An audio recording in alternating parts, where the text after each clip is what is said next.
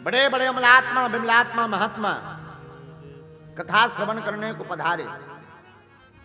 साधारण नहीं, बड़े बड़े महात्मा जब आए, कथा प्रारंभ हुई और कथा के मध्य में नाम संकीर्तन गाया तो कथा का ऐसा प्रभाव पड़ा कि भक्ति महारानी नाम संकीर्तन के मध्य में ही ज्ञान और वैराग्य का हाथ पकड़ करके प्रकट हो गई। श्री कृष्ण गोविंद हरे मुरारी, हे नाथ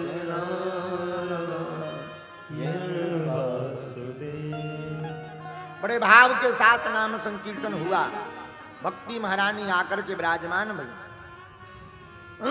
भक्ति महारानी ने निवेदन किया, महाराज आपने सबको स्थान दिया बैठने के लिए, पर मैं आकर के कहां विराजमान हूं। तो नारद जी भी यत्र तत्र देखने लगे, जगह तो कहीं बची नहीं। नारद जी बोले, देवी आप सब भक्तों के मध्य हृदय में जाकर के विराजमान हो जाओ।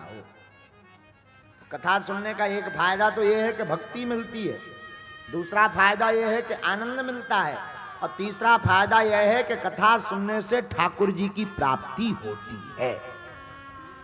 बोलो वृंदावन बिहारी की जय। कथा शुरू हुई।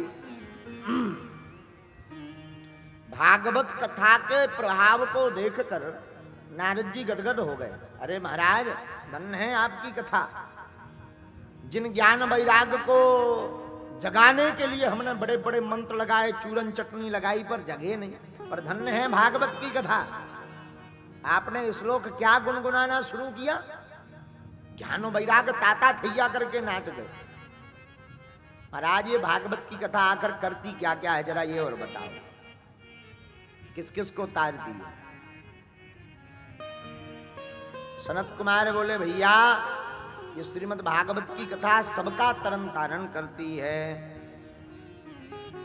कोई कितना भी बड़ा पापी क्यों न हो, जीवन भर पाप किए हों और पाप करने के बाद भी वो अगर मर जाए, और मरने के बाद भी अगर उसके नाम से भागवत कथा का आयोजन रख दिया जाए, तो मरने के बाद भी उस कथा के प्रभाव से उसका तरन तारण हो जाता है।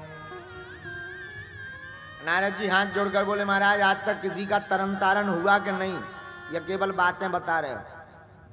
हाँ हुआ, तरन तारण भी हुआ। किसका हुआ जरा बताइए। सुंदर वृत्तांत प्रारंभ करते हैं।